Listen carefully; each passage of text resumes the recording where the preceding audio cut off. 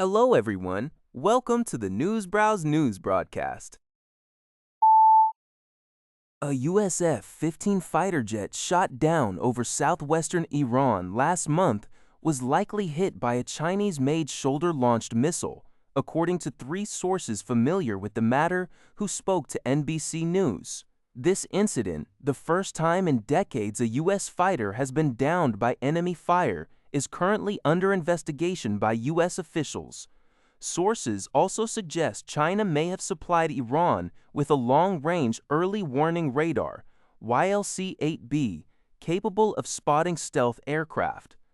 The provision of Chinese-made weaponry and technology to Iran significantly complicates US-China relations, particularly as President Donald Trump has sought Beijing's assistance in resolving the ongoing conflict. Despite Trump's claims that Chinese President Xi Jinping assured him no weapons would be sent to Iran, and China's denial of groundless smear, the U.S. has also sanctioned Chinese satellite companies for allegedly aiding Iran in targeting U.S. forces. While an official noted China's support to Iran has not had a decisive operational impact during the conflict, experts indicate Beijing has provided an economic lifeline and dual-use items to help Iran's military and surveillance capabilities. According to NHK, U.S. President Donald Trump delayed making a final determination on a peace deal with Iran following a 2-hour meeting held at the White House's Situation Room on Friday. The New York Times reported that, while some progress toward an agreement has been observed, unresolved issues persist, specifically mentioning Iranian assets frozen by sanctions. Trump had previously outlined demands on social media, including the reopening of the Strait of Hormuz and a pledge from Tehran to abandon nuclear weapons.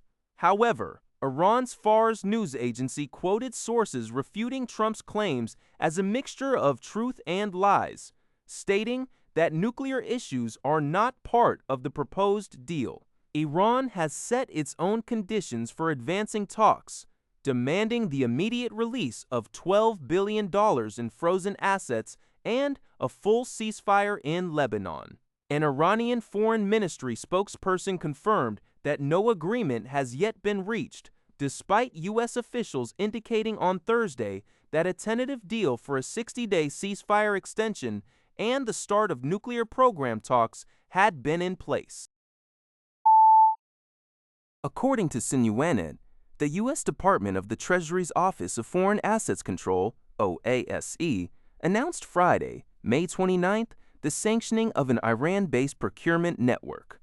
This network, along with an Iranian individual, his company, and several facilitators, has been added to the specially designated nationals list. OASE stated that the individual and his company allegedly impersonated U.S. small businesses to illegally procure restricted U.S. origin goods. These goods were intended for Iran's Ministry of Defense and Armed Forces Logistics, Motifal, and other sanctioned Iranian end users. This action marks another move under the U.S. Economic Fury campaign following Wednesday's sanctioning of the Persian Gulf Strait Authority, which oversees shipping control in the Strait of Hormuz. CBS News reports that a potential phone call between President Trump and Taiwanese President Lai Ching-te has been put on hold. This development follows a warning from Chinese President Xi Jinping to Trump earlier this month that Taiwan could become a very dangerous situation if mishandled. Trump had previously stated he would speak with Lai before deciding on a new package of defensive military weapons for the self-governed island. Such a direct conversation between a sitting U.S. president and a Taiwanese leader would break a diplomatic precedent held since 1979, though Trump did receive a congratulatory call from then Taiwanese President Tsai Ing-wen as president-elect in 2016. Beijing has voiced strong opposition to any official exchanges or U.S. arms sales to Taiwan. The article notes that a $14 billion arms package is currently under consideration, with Trump suggesting it could serve as a negotiating chip with China.